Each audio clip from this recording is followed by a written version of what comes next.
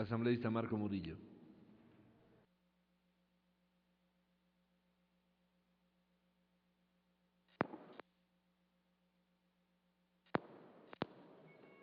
Muchas gracias, señor presidente, colegas asambleístas. Yo quisiera empezar señalando que estoy de acuerdo con un planteamiento que se realizó acá. Creo que debimos ir un poco más allá en esta reforma a la ley de transporte, porque creo que los muertos así lo exigen, creo que el tráfico, la movilidad en la ciudad así lo exige, creo que también la falta de una cultura y una educación vial en cuanto a los peatones, pues es evidente que en el país no contamos con las herramientas necesarias para tener un verdadero fomento de una cultura vial. Por lo tanto, creo que todavía queda pendiente algunas cosas para darle una respuesta al país. Pero sí creo importante, y hay algunas observaciones que he presentado y se han acogido, y creo que es importante resaltar ese punto. Sin embargo, todavía hay algunas cosas importantes que debemos solucionar. Quiero dar en este momento, señor presidente, colegas asambleístas, un respaldo a la Comisión de Tránsito del Guayas.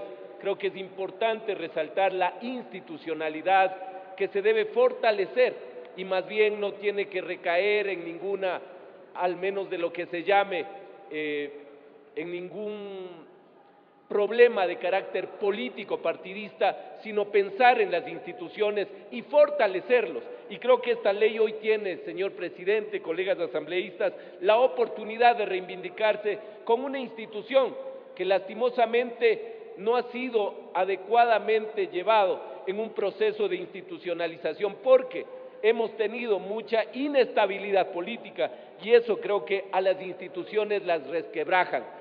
Y eso tenemos totalmente el deterioro, no solamente de la Comisión de Tránsito, sino de muchas otras instituciones del país. Otro tema importante, señor presidente, ya se lo ha dicho aquí, creo que vale la pena resaltar que hay un total desorden. Por supuesto que el derecho al trabajo de todos los ciudadanos, en este caso que tienen un vehículo o que tienen una motoneta o cualquier vehículo que quieren dar un servicio de transporte, pues es necesario de que haya. Pero creo que esta ley ya tiene que ponerle un fin y viabilizar la regularización definitiva. Yo creo que no puede, al menos con los altos índices, en este caso de delincuencia, con los altos índices que hoy hay de inseguridad. Por ejemplo, usted va a cualquier ciudad del país y encuentra simplemente con unos letreritos, serán taxis, no serán taxis, le darán la garantía, no le darán la garantía. Por lo tanto, esta ley, señor presidente, colegas asambleístas, creo que ya debe poner un orden y claridad. Por lo tanto, yo sí solicito, señor presidente, en este caso, la transitoria quede claramente determinado de que ya no haya los llamados informales, lo que ya no haya más estos procesos de cooperativas, porque aparte, señor presidente y los colegas asambleístas, todos sabemos, hay mucha gente que está vendiendo los puestos de los taxis y hay algunos hasta empresarios que tienen no es cuestión de gente pobre, de gente que no tiene recursos, señor presidente, sino de gente que realmente quiere hacer, al menos ha querido lucrar de un beneficio de dar un servicio público mediante estos taxis, haciendo las compañías y beneficiándose no solamente de la frecuencia, en este caso de transporte, sino también de frecuencias de radio. Y eso hay que poner con mucha claridad orden en esta ley, al menos en la transitoria, de que tiene que, en este caso, el Consejo Nacional de Telecomunicaciones, del Ministerio, en este caso de Comunicaciones, poner un fin. Mucha gente se ha beneficiado de esas radiofrecuencias y a nombre personal se han hecho adjudicar, pero para otros fines, pero a la final lo que da es un servicio de taxis y eso creo que es al menos un punto que debe ser aclarado y que debe ser sancionado. Yo creo que ya se ha hablado también sobre el tema de los transportes yo creo que hay un punto importante que estaban señalando los colegas, en este caso de los gremios y también de la ciudadanía. El tema concreto de lo que tiene que ver muchas veces se sanciona solamente al chofer. Creo que debe sancionarse también a los dueños de esos vehículos. Por ejemplo, a mí me parece bien que en la ciudad de Quito no le sanciona pues a la persona que en el pico y placa sale en un día que no debe salir, sino el vehículo.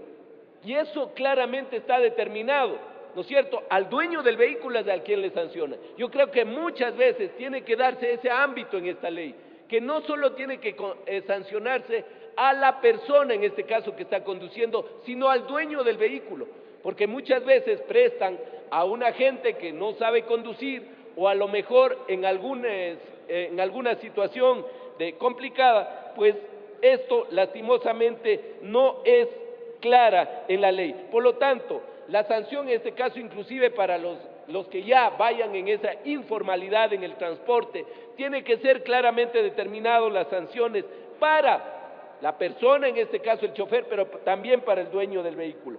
En esta cuestión de las informalidades, tanto hablemos de buses, de transporte público, hablando claramente el caso, ¿no es cierto? Las sanciones muchas veces se le da al chofer, pero el dueño, como ya dijeron algunos, hasta son empresarios del transporte, tienen 10, 15 carros, 15 taxis, ¿no es cierto? No les interesa que le sancionen. Si le sancionan o le quitan ya todos los puntos por la necesidad a un chofer, pues simplemente contratan otro y ahí no se ha solucionado absolutamente nada. Por lo tanto, creo justo que debe sancionarse tanto al chofer como al propietario.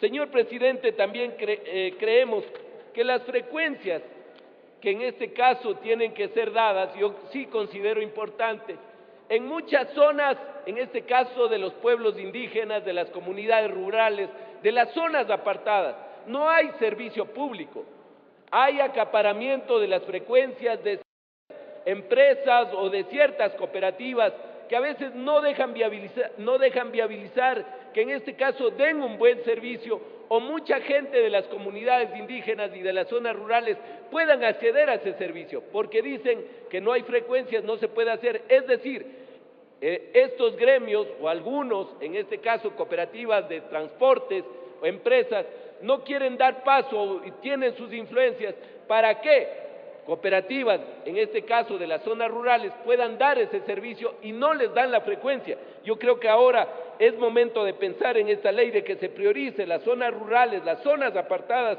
la frecuencia que deben darse. Por otro lado, señor presidente, para concluir, no quiero abundar ya en lo que se había dicho, solamente que reiterar que el país está esperando una nueva ley, en este caso de transporte, pero que en este caso solucione algunos temas graves, como es la informalidad, como es la movilidad, ya es difícil movilizarse en las ciudades, como es el hecho de una cultura del peatón, porque aquí no se está tomando en cuenta, solo se piensa en quitar puntos al chofer, que de hecho está bien y tiene que hacerse, y han acogido una propuesta de no subirlo a 60 puntos, sino queden 30 puntos, pero también creo que el peatón tiene que tener una cultura de movilidad. Tiene en este caso el Estado ecuatoriano viabilizar lo que sería una educación vial que permita realmente tener una integralidad y nos dé seguridad para sacar adelante sobre todo este tema del transporte y la movilidad de nuestro país. Muchas gracias, señor presidente.